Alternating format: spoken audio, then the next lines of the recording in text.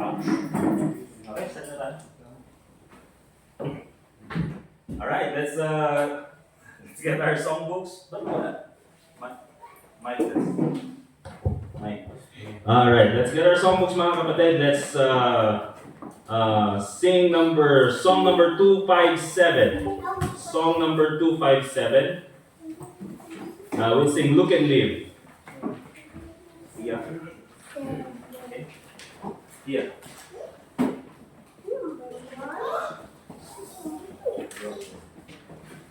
Okay.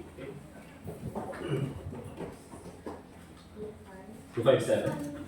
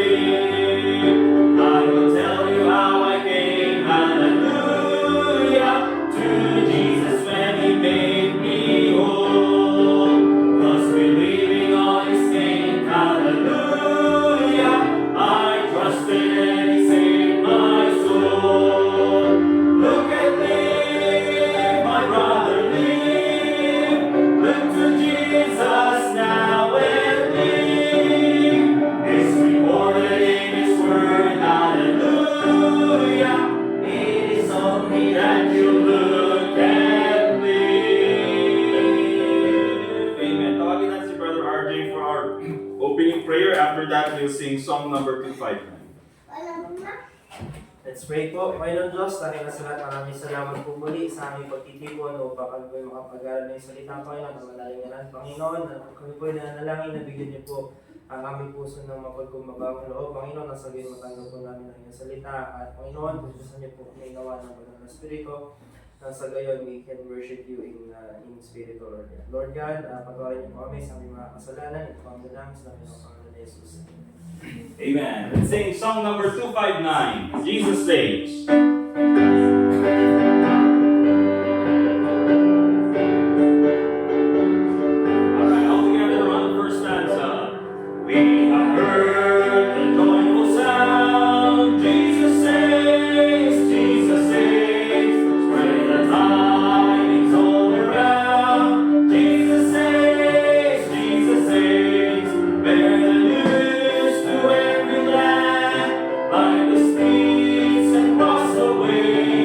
All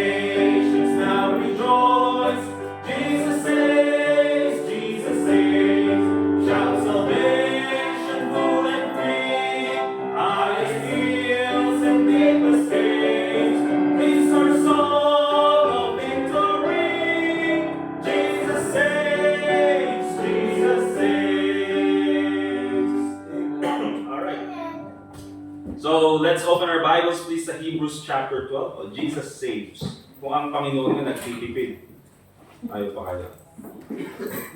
Nagliligtas, mga kapatid, Jesus saves.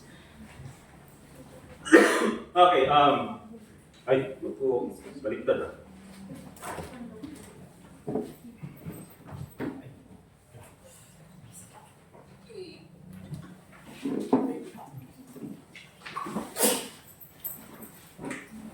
Alright, bago natin basahin yung Hebrews chapter 12 verse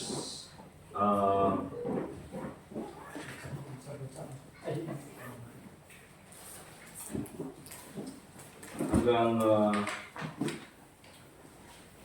12, 1 to 12. Again, yung announcement natin is this coming Sunday, December 1, di ba? Yun yung first Sunday. So after nung main service natin, we'll have soul winning in the afternoon. Pero yung nabanggit ko noon is mag-sangyup sa ng lunch. Okay? So this coming Sunday, ganun yung gagawin natin. Meron naman daw burner sila Ma'am Aida. Sis Johnny, remind ko na lang. And then Ma'am Manu J ko, Manu J paglutuan na laki niya. Pastor, isa lang nga yung UK na dinner kung kayo pa ganun. Okay. Pero pwede sa... Pwede ko niya si... Hindi, siguro pag-usapan na lang natin kung i-burner pa natin. Kasi pagka ganun ang dami natin maghihintay dun sa bag na maluto dahil tingin ko natin. Hindi naman sa kawali din. Okay, ganun na lang no ma'am. Lechon kawali na lang. Okay?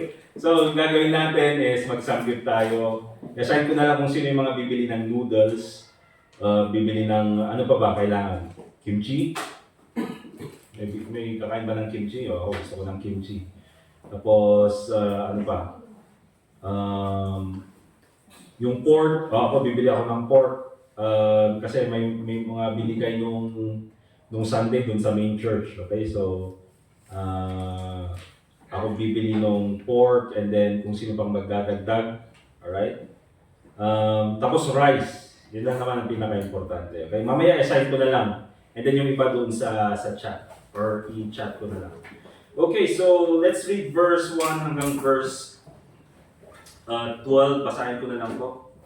Wherefore seeing we also are compassed about with so great a cloud of witnesses, let us lay aside every weight and the sin which doth so easily beset us, and let us run with patience the race that is set before us, looking unto Jesus, the author and finisher of our faith, who for the joy that was set before him endured the cross, despising the shame, and is set down at the right hand of the throne of God.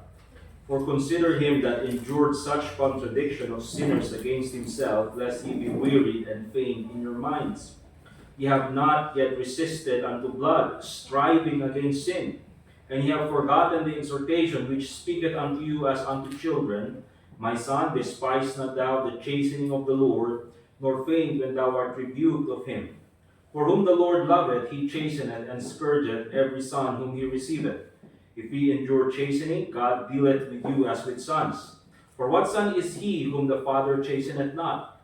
But if ye be without chastisement, whereof all are partakers, then are ye bastards and not sons. Furthermore, we have had fathers of our flesh which corrected us, and we gave them reverence. Shall we not much rather be in subjection unto the Father of spirits and live?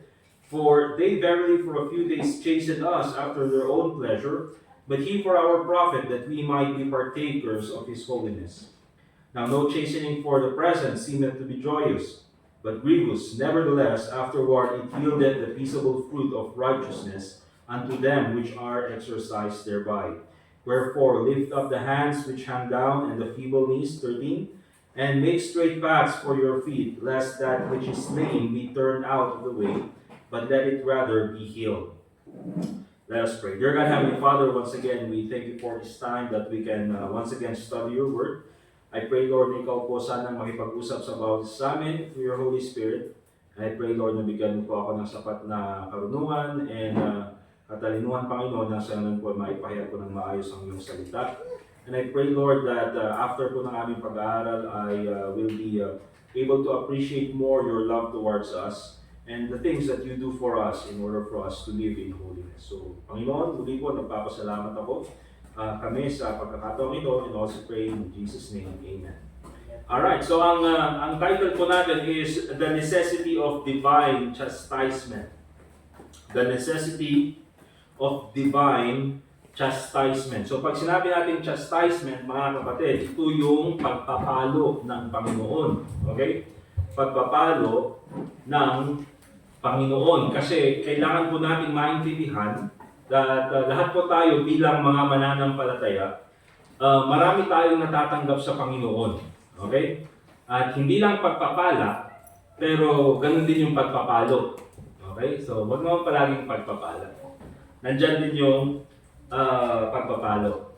And it's very important, mga kapatid, kasi dito sa Hebrews chapter 12, oftentimes, ang nagiging focus lang natin dito is yung first few verses, looking unto Jesus, the author and finisher of our faith, which is a good verse. Brother RJ, pakihan mo, please, ng upuan sila, brother. Ganito lang yung bunga niya. Okay? So, minsan yun lang yung nagiging focus natin. And also, we focus minsan, our preaching is about chastening, which is the context of Hebrews chapter 12. But let me remind you, mga kapatid, that sometimes in some chapters of the Bible, there could be multiple contexts. There could be multiple ideas. Okay, na pwede nating makuha.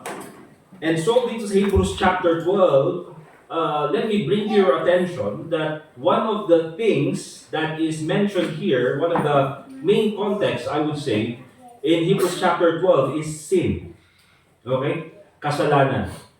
And that is why we have to look unto Jesus, the author and finisher of our faith. Kaya nga po ang sabi dyan, doon sa verse 1, the sin which doth so easily beset us. Okay? So doon pa lang sa verse 1, nandyan na yung context that itong writer ng Hebrews, he is encouraging itong mga believers na ito to look unto Jesus. But the reason why sinasabi niya yan, mga kapatid, is because many of them cannot run the race because of sin. Okay? Hindi sila makapagsilbi ng maayos dahil sa kamunduhan or dahil siguro pinaghahalo nila ang pagiging Kristiyano at pagiging makamundo. Alright? And also, that's why meron din yung context dito, it's talking about chastening or pagpapalo because of sin. Hindi naman pwede, mga kapatid, na may pagpapalo na walang ginawang masama. Okay? Hindi ka naman basta papaluin ng Panginoon na wala kang ginawang masama. Okay? So, kailangan natin maintindihan din, we need to understand that dito sa Hebrews chapter 12, isa sa main context talaga dito is sin. At kaya it is necessary para sa atin, mga kapatid, tayo mga believers to undergo divine chastisement. Notice in verse 4, ang sabi ng writer ng Hebrews, ye have not yet resisted unto blood, striving against sin. So, kung babalikan natin, bakit ito yung sinabi ng writer ng Hebrews? Tingnan niyo po yung verse 3. For consider him, the Lord Jesus Christ, that endured such contradiction of sinners against himself, lest ye be wearied and faint in your minds. Si Jesus Christ, he resisted persecution, he resisted temptation, lahat na rinesist yan ng Panginoon, and he resisted unto death. Okay? And marami pang mga, even mga prophets, ginawa nila the same thing. Kaya ang sabi niya, ye have not yet resisted unto blood.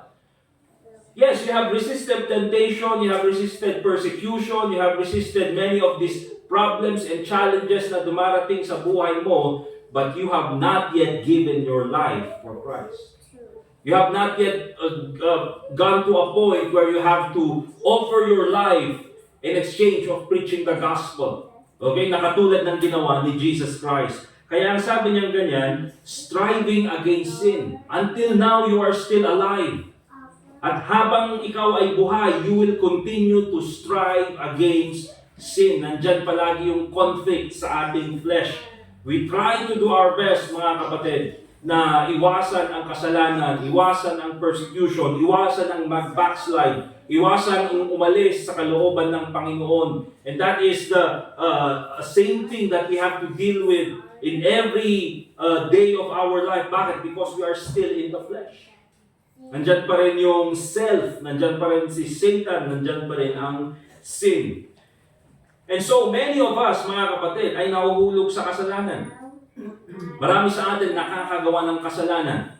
Kaya po mga kapatid, wala pong Kristiyano kahit na sabihin niyang siya ay mature na sa pananampalataya that he can stand against sin. Wala po mga kapatid. Alright? And so, dito makikita natin, nagsimula sa verse 5, ang una makikita natin dito, the necessity of divine chastisement is this. Divine chastisement or ang pagpapalo ng Panginoon reminds us that we are God's children. Okay? Reminds us that we are God's children. I don't know mga kapatid, if you have gone to the point, siguro, that you've been living in sin and you have thought, mga kapatid, na I am so far away from God. Okay? And the truth is, mga kapatid, yes, you are so far away from God, but it was not God who pulled away from you. It was actually you who strayed away from God. And kaya minsan ganun po yung feeling natin. And oftentimes, ang pangangailangan talaga ng isang tao, ng isang mananampalataya, ng isang Kristiyano, for a Christian, what he needs when he is living in sin or when he is straying away from God is a reminder that he is a child of God. However, that reminder does not usually come from minsan, papasok lang sa isip mo, anak ka ng Panginoon. Minsan hindi ganun mga kapatid. Oftentimes, the reminder that God is your Father or that you are the Son of God comes in hurtful or painful ways through chastisement if you are living in sin. Kaya makikita po natin dyan, verse 5, ang sabi niya ganyan, and ye have forgotten the exhortation which speaketh unto you as unto children. Minsan, kinakalimutan natin yan. Okay? My son, despise not thou the chastening of the Lord, nor faint when thou art rebuked of Him. So, it's very important mga kapatid.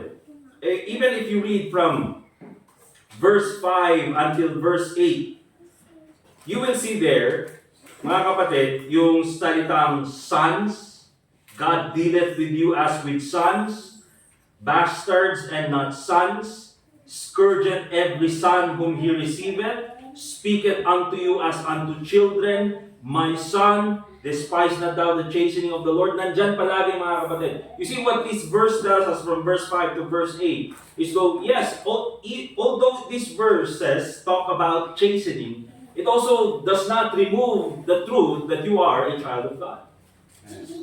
Nandyan palagi yung salitang son. It talks always about relationship. Kaya nga po yan yung palagi nating ginagamit na illustration when we always share the gospel. Diba? John 1:12, but as many as received Him, to them gave He power to become the sons of God. Diba? Sinasabi natin doon sa mga wini-witnessan natin or doon sa mga kinakausap natin with the gospel na ngayong ligtas ka na, ikaw na ay anak ng Panginoon. At dahil anak ka na ng Panginoon, hindi mawawala yung kaligtasan mo. Diba? Hindi mawawala yung kaligtasan mo. Bakit? Because that relationship cannot be taken away. Diba? And so, remember mga kapatid, that divine chastisement reminds us that we are God's children. Even sa verse 6, nakikita po natin dito, the recipient. Sino ba yung nakakatanggap lang ng pagpapalo ng Panginoon? Ng chastening ng Panginoon? For whom the Lord loveth, He chasteneth. Okay? And so, sino yung mga nakakatanggap ng pagpapalo ng Panginoon? Sons, children of God, but more specifically, God loves His children. Kaya ang sabi niya ganyan, for whom the Lord loveth, He chasteneth, and scourgeth every son whom He receiveth. And it's very important mga kapatid na makita natin yung salitang scourge. Kasi kung sinabi po natin scourge ay hindi po yan yung parang Ewan ko mga kapatid kung sino po sa atin ang nakasubok na napaluin ng kawayan. Taas ang kamay. Hanggang yung buong ang kawayan mo ta. yung piece ng kawayan. O sino ang nakasubok ng tsinelas? Meron? O marami ng tsinelas. Ha? Ano yun mo? Bruno, ay, Bruno. Talahib. Talahib, Bruno. Yung pagka pinagpan, gumagal pa yung sound. Nasubukan yun na yun. Kunanakasay. Okay? Yung kawayan naman, nung kami naman, nung elementary kami, doon sa Fort Del Pilar noon, yung meter stick. Ganun din. Ewan ko kung bakit palagi yun yung pinapa-project sa amin. Every end of the year, meter stick. Kasi lahat ng mga meter stick, wala na eh. Putol-putol na. Okay? Sinturon. Diba? Sinturon. Sino nakasubok ng sinturon? Sinturon din. Okay? Sa inyo ha? Sinturon. Okay? Ano pa? Nakasubok ng... hindi ko alam kung totoo. Nakasubok nung... yung sako. Yung ilalagay daw sa sako. Tapos sasabit doon sa may puno. And then papaluin ng papaluin. Hindi ko nasubukan yun. Sinasabi na nasubukan ko. Pero yung kapitbahay namin, nakita ko nasubukan niya. Pinapanood na, wala ka pa, sinutsunan. Kaya nung pagtanggal ng sako sa kanya, pinipigilan niyang umiyak pero pinapatawa lang namin. Pero alam namin masakit. At the same time, nakakahiya din. Alright? So, nandyan yung pagpapalo. Alright? Nandyan yung chastening. Scourge. Pero yung scourge, mga kapatid, is katulad nung pinagdaanan ni Jesus Christ. Okay? Na, no Ilocano ko mas sinaplit-saplitan na. Okay? I don't know mga kapatid, probably in our day and time, tatawagin yan na torture. Or tatawagin yan na, grabe naman yung child abuse. Di ba? I'm not saying that you do it yung mga kapatid. But I'm saying here mga kapatid na it's not an accident why the Bible used these words. Right. Scourge, katulad yan, chasten. Because oftentimes mga kapatid, the chastening of God is really painful. Masakit. Okay? But we are the recipients of this. Bakit? In verse 7, if ye endure chastening, okay, God dealeth with you as with sons. For what son is he whom the Father chasteneth not? But if ye be without chastisement, whereof all are partakers, then are ye bastards and not sons. Kaya po mga kapatid, remember this. Do not be envious of those Christians or of those people na nakikita nyo living in sin but God is not chastening them. Okay? Probably mga kapatid, yung mga yon, they are not saved. Probably they grew up at church. Okay, palaging nandun sila sa church or even nakakasama nila sa ministry, but probably they never understood that salvation is by grace through faith. Okay? Marami pong mga ganyan. Maraming hindi naging clear sa kanila. Now, oftentimes yung chastening na yan, it is different for all of us. Diba? Chastening could come in when it comes to difficulties, financial difficulties. May ganyan po. Chastening could come in when it comes to health. Chastening it can come when it comes to ano pa ba?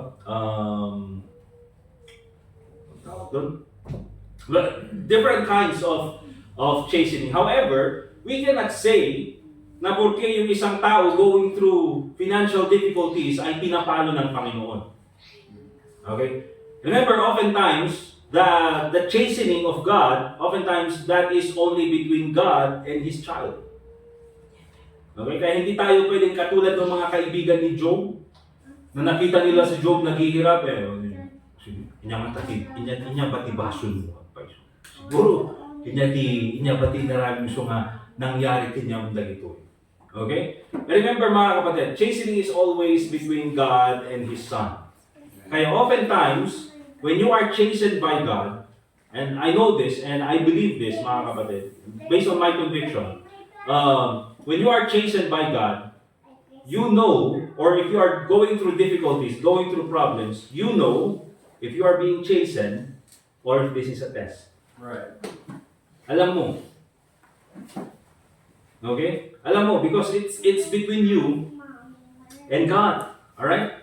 But oftentimes, dito sa scriptures, and I would share to you some scriptures later on, some Bible verses later on, that one of the, I would say,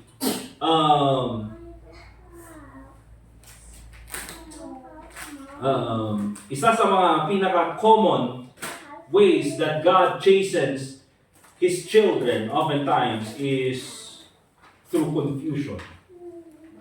And pag sinabi kong confusion, mga kapatid, there are times that, minsan,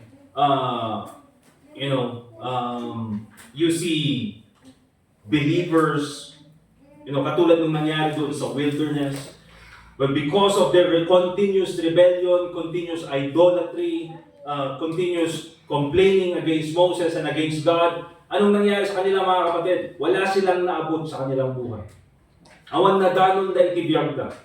They were just going through the wilderness, 40 years, going through the wilderness, complaining, rebelling, going against the commands of God, until such time that they all died in the wilderness. You know why, mga kapatid? Because they were constantly rebellious towards God. Okay? But yes, mga kapatid, oftentimes that is the case. So divine chastisement reminds us that we are God's children. Secondly, divine chastisement is needed for, or is intended for our holiness. Okay? Divine chastisement is intended for our holiness. Remember, mga kapatid, that God has a purpose for all of us. Okay? Meron siyang purpose para sa bawat isa sa atin. And also, everything He does for us, or everything that happens to us, has a purpose. Alright? Romans chapter 8, verse 28. He blesses us for a purpose. Okay? And He allows us also to suffer because He has a purpose. And there are times that He does not give our desire. Bakit? Because He has a purpose. But also, when He chastens us, pag tayo ay pinapalo, there is also a purpose. Let's go to verse 9 and verse 10. In verse 9 and verse 10, the Bible says, "Furthermore, we have had fathers of our flesh, which corrected us, and we gave them reverence." Let me first tell you, mga kapatid, that discipline, chastening, chastisement is not only a biblical principle, but I believe, mga kapatid, it is a common principle to all humanity. Kaya ang sabi niya ganyan, we have had fathers of our flesh, which corrected us. Ibig sabihin nito, mga kapatid, he did not have to give a deep illustration concerning the chastening of God. Ang ginamit nila, mga kapatid, is, alam niyo naman, lahat tayo nagkaroon ng tatay or nagkaroon ng parent na nagdisiplina sa atin. Alright? And also, sabi niya ganyan, and we gave them reverence. Shall we not much rather be in subjection to the Father of spirits and live? For they verily for a few days chasten us after their own pleasure, but He for our profit, that we may be partakers of His holiness. Alright? But the intention ay nandun po sa verse 10. Sabi nga dun sa verse 9, di ba, meron tayong mga ama, minsan, hindi perfect yung kanilang pag-chasten sa atin or pag-disiplina sa atin. Minsan kulang, minsan sobra naman. Kaya oftentimes, I think, that with dito kay Sophie, diyan ko rin nakikita, mga kapatid, na kahit sinong parent, you cannot be perfect when it comes to your children. Because even when it comes to your discipline or chastening your children, you don't know if it's enough discipline or if it's too much discipline. Hindi mo alam kung sobra ba ito, sobra ba yung ginawa ko, kaya minsan nagigilty ka. Sobra, masyadong malakas yata yung pagpalo. Or minsan naman kulang yung palo. Bakit? Kasi hindi, katawa ng tama. Bautog man yun Binawag mo kasi, nasobra ka mo. Di ba? So minsan hindi mo alam kung nasaan ka. Alright? And I think that is truly human fault. Okay? Kaya, when it comes, and even though ganun yung mga parents natin, ganun yung mga fathers and mothers natin, we still gave them reverence, sabi ng Bible. Di ba? Kayong parents na tayo, na-appreciate natin yung ginawa nila sa atin noon na pagpapalo, pagdidisiplina. Alright? For verily, verse 10, for they, verily for you days, chasten us with their own pleasure, but it's a verse 10, but he for our profit, that we might be partakers of His holiness. So, pinalo tayo mga kapatid. Minsan, ang parent, it might come to a point, again, because you're an imperfect person, it might come to a point that you chasten or you discipline or you punish your children out of frustration. Or napunuhan ka na lang. Okay?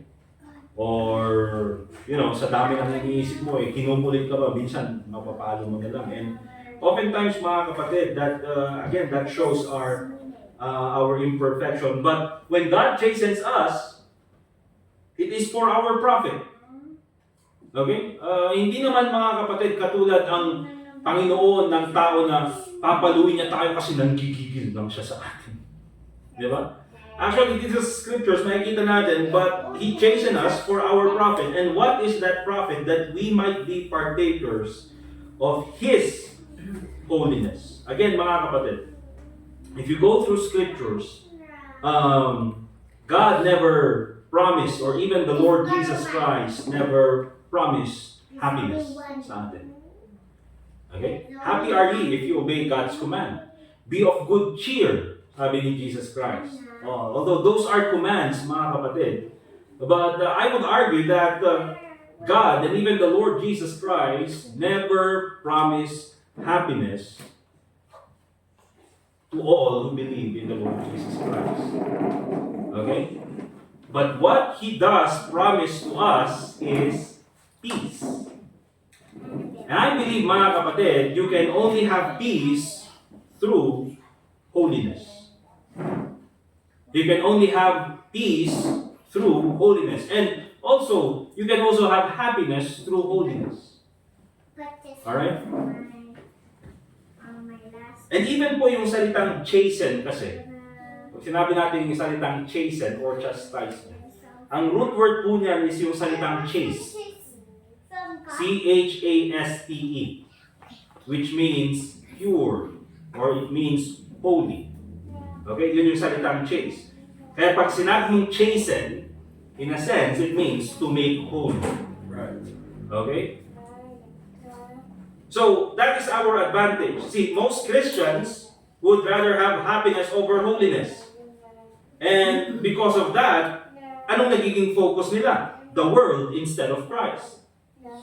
Kasi nga, if you go to the world, you can have happiness.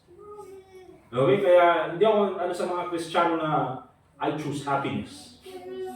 Minsan, it's not a good choice in many cases. Okay?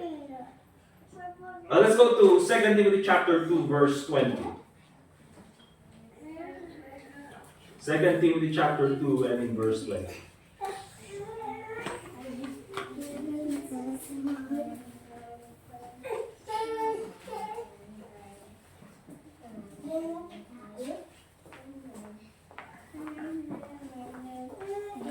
The Bible says, but in a great house there are not only vessels of gold and of silver, but also of wood and of earth, and some to honor, and some to dishonor. If a man therefore purge himself from these, he shall be, by the way, yung dun sa verse 21, if a man therefore purge himself from these, yung these na binabanggit dyan is in verse 19, where the Bible says, dun sa end ng verse 19, let everyone that nameth the name of Christ depart from iniquity.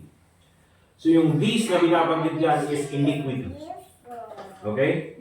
So if a man therefore purge himself from these, or purge himself from iniquity, he shall be a vessel unto honor, sanctified and meet for the master's use, and prepared unto every good work. So, again, ang ginamit na example dito sa Apostle Paul ay sa isang bahay, mga kapatid, mayroong iba't ibang mga vessels na pwedeng magamit, vessels of gold and vessels of silver, yung iba ay clay, yung iba ay gawa sa wood. But regardless of kung anong material ka gawa, the master can use you and will use you if you are clean.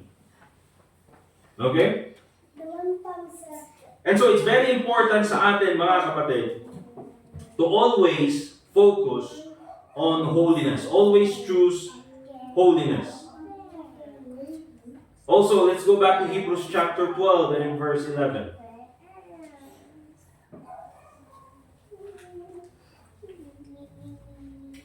The Bible says, "Now no chastening for the present seemeth to be joyous, but grievous.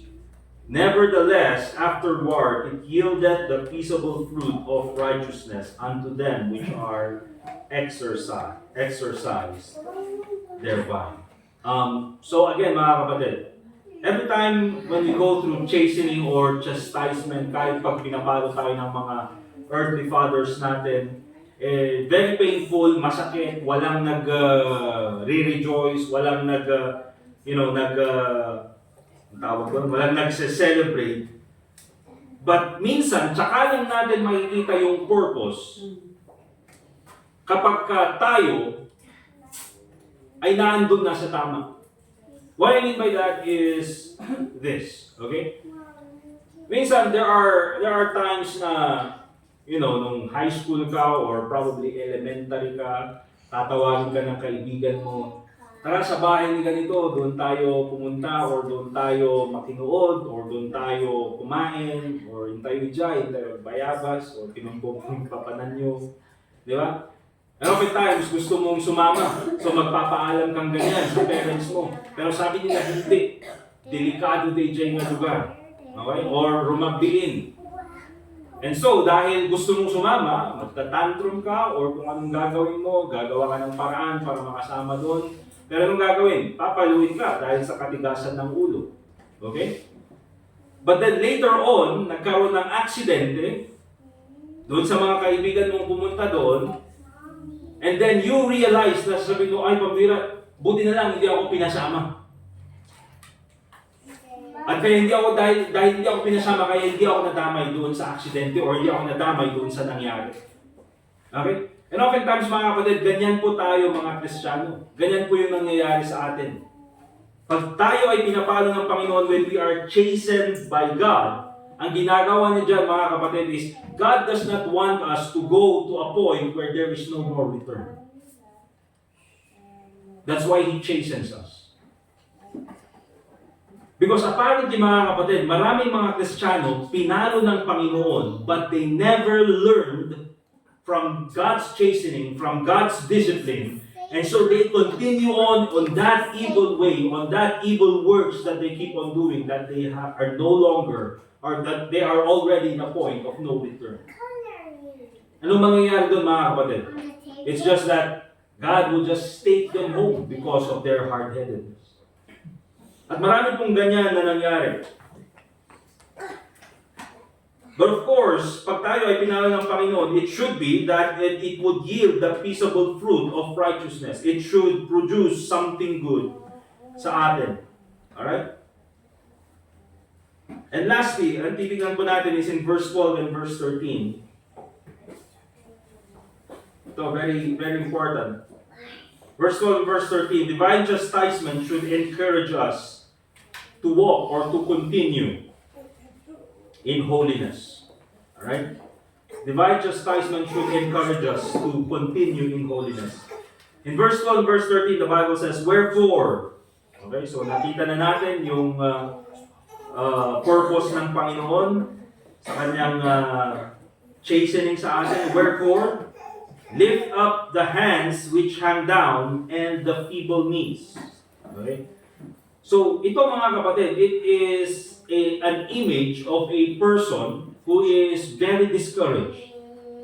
Yung kanyang kamay ay just, hanging down, and yung kanyang feeble knees, nanghihina. And oftentimes, mga kapatid, when we are chastened by God, that is how we feel. We feel disappointed. Okay, dahil sa atin siguro, sa kasalanan ginawa natin, or because of what's happening to us, or because we are embarrassed, nahihiya tayo sa church, or nahihiya tayo sa mga kamag-anak natin, or even sa mga kapwa nating Kristiyano, because we have gone through that chastening. Pero ang sabi ng Bible, it's not a reason for you to be disappointed. Kaya sabi niya ganyan, lift up the hands which hang down and the feeble knees.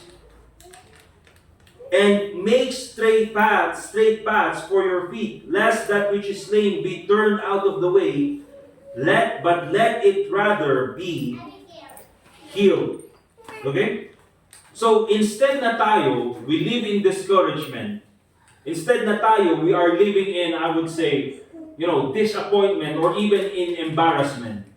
And ganyan nga po mga kapatid, ang isa rin sa mga consequence ng kasalanan. There will always be embarrassment, there will always be disappointment or dismay in our part. But it's better to go back to church. It's better to go back in holiness. It's better to continue serving God. It's better to walk in holiness. Kesa naman, andun ka na lang palagi. Ay, pinalo ako ng Panginoon. Kababainak mo ko. Handa ko nga mabalin mo sa niya po Diyos. Kastuyak langan nga kan kanayin. Oftentimes, that is what we feel pag tayo ay pinalo ng Panginoon. Okay? But yes, that could be what you feel. But it's better to go back to the Lord Jesus Christ. Alright? So divine chastisement should encourage us to walk in holiness. Bakit mga kapatid? Kasi tapos na, pinalo ka na ng Panginoon. God already dealt with your sin. And let me also tell the church mga kapatid na kung meron mang isang Kristiyano, whether it be a member of our church or not a member of our church, when they have already dealt with their sin or God has already dealt with their sin, I think they're already square with the house. Okay? Naging ko sabihin doon mga kapatid ay, wag na nating i-remind or ibalik na lang sa kanya yung kanilang mga ginawa. Ang importante mga kapatid is that we should encourage each other to continue running the race and of course to correct our mistakes. So, I'll just give you probably 2 takeaways bago tayo magtapos sa ating pag-aaral ngayong gabi nito.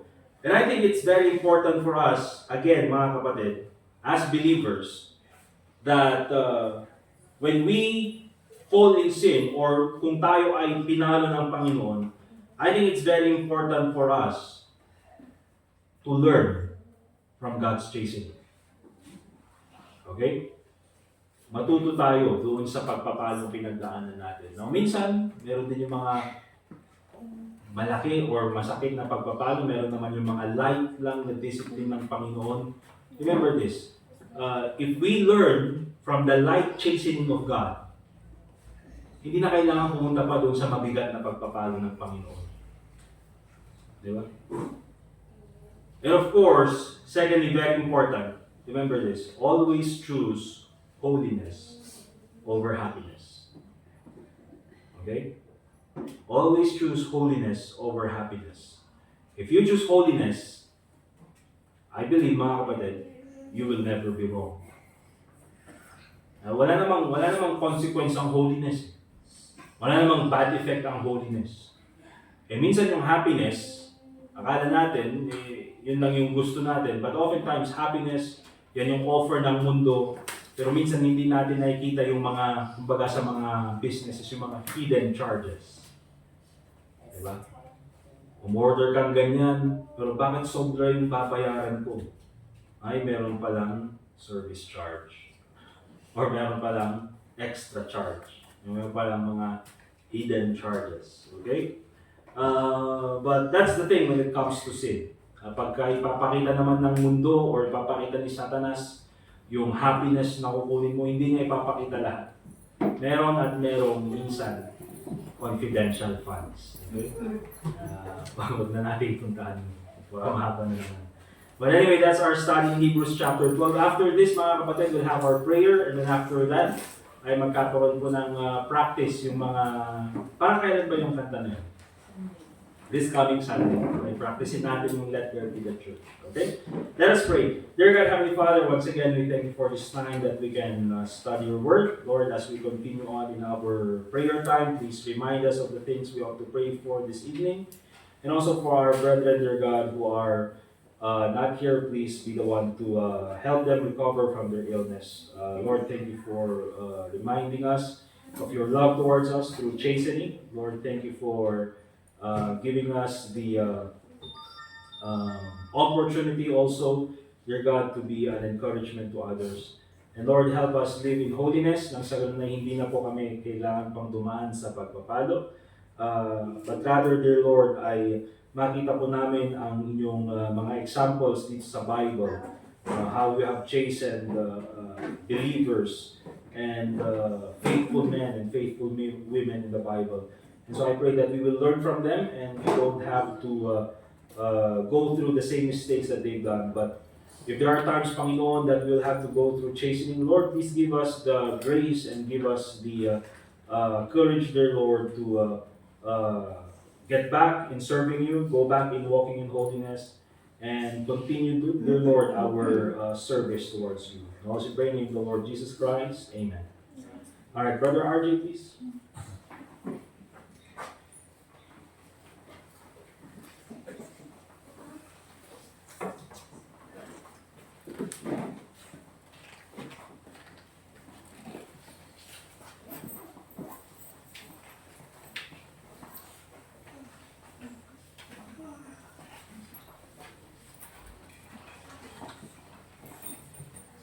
Alright, meron ba tayong mga prayer requests, mga kapatid, aside from number 11, sila Dustin, may sakit daw si Aidan kaya wala sila. So let's pray for Aidan, yung kanyang recovery. And ganoon din sa number 13, si Sister Joni, may sakit si John Mark, may John Mark ba? Maduwala. Ay, Joni, let's pray for Sis Joni. Maka-recover. And of course, healing. Let's also pray, mga kapatid, for Brother Lani dun sa number 3. Kasi dadalhin niya yung result ng kanyang CT scan sa BJH bukas. Let's pray na meron pang gamot for December. Okay? So that's number 3. Any more prayer requests? Ano ba?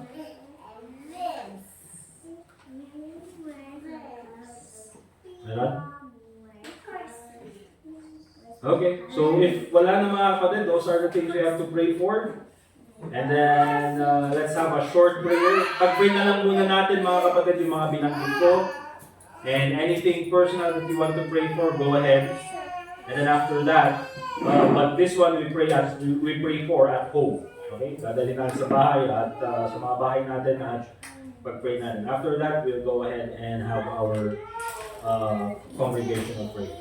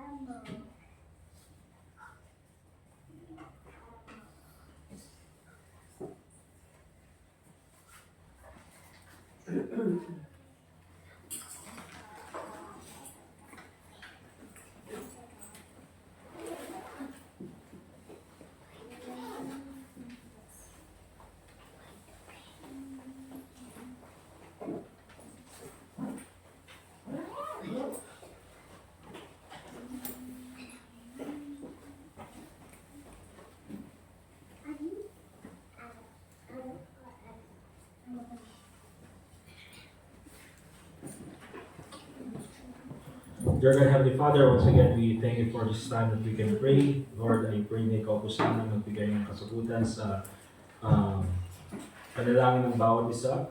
And this time again, Panginoon, we remember our brethren who are going through illnesses. This time, I pray that you give them the grace and the strength to recover. We also pray, Lord, for our offering that we're about to give. We pray, Lord, na ito po ay magamit sa iyong pagwalatian. And ganoon din po, Panginoon, for the other ministries dito po sa aming church. And once again, Panginoon, salamat po sa iyong paggabay sa amin. And also pray in the name of the Lord Jesus Christ. Amen. Okay? We'll get our offerings. We'll ask na si Brother RJ. Brother Brad, yung mag-collect. And also, mamaya kantahan natin si Brother Silo. Saktong birthday niya ngayon, November 27, di ba? Alright. Okay, sige, let's go give our offering. And si RJ, birthday. Ano yung birthday mo, Brad? Nung Friday, no? Last week? Ano, ilang taon ka na? 23. Hindi, sa next sa Sunday natin kantahan ito. Pero ito kasi si Saigo, birthday niya ngayong araw na to. So, kantahan natin. And then of course, kakantahan ulit natin this coming Sunday. Kasi meron may ibang November, di ba? Sino ba sila? So, si John Mark, kasi wala rin siya. Kailan si John Mark? 24? 23. Ikaw, 24. Ay, 22. Ay, 24 pala yung Sunday. Okay, let's go ahead and sing happy birthday to Silo. Let's sing happy birthday. Happy birthday to you. Happy birthday to you. Happy birthday, happy birthday. Happy birthday to you. Alright, mga taon mo Silo? 10? 10? Oh, gosh, 10 years old. I remember when I was 10. Okay, let's go ahead and stand up, please. We'll have our closing song. I believe it's 261. Then after that, we'll ask Brother Jaser para sa ating closing prayer. And then we'll have yung ating choir practice. 260. He is able to deliver.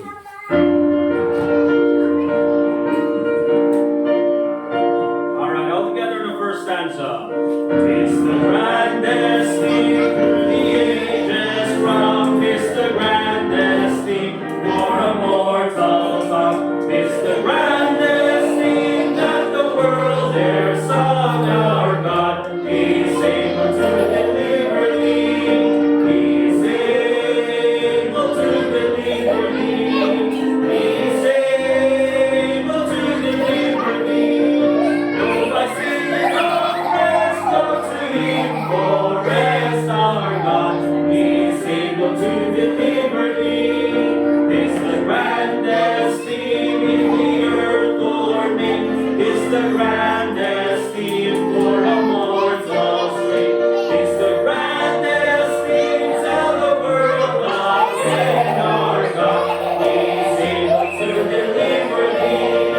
He is able to deliver thee.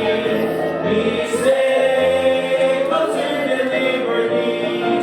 Though I sin oppressed, go to Him for rest. Our God is able to deliver thee.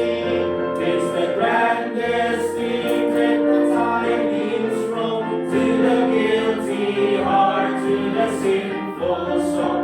But to God in faith He will make thee whole. Our God is able to deliver thee. He is able to deliver thee. He is able to deliver thee.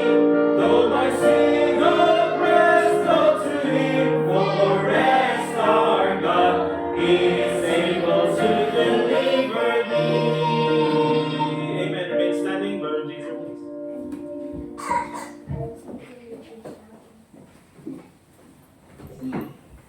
Talaga. Gusto nga sa langit, salamat ka rin mga direktor na kasi tayo mo, salamat ka rin mga pasalit kayo sa mission ng kakawit at salamat ka rin mga tinanggan at siya ka rin tuloy yung mission ng pinagpulang sa sa panagdrawing ng tama at pinira pinarami ito para sinami at siya ka rin mga kanyami at mga isubika kanyami mga sumasanang panganda pagana kami sa mission at si Pagod Madaya dapat hindi na so kung Amen. Thank you. We're dismissed, mga kapatid. Thank you for accompanying me last Sunday in sa manger. And we'll have our practice.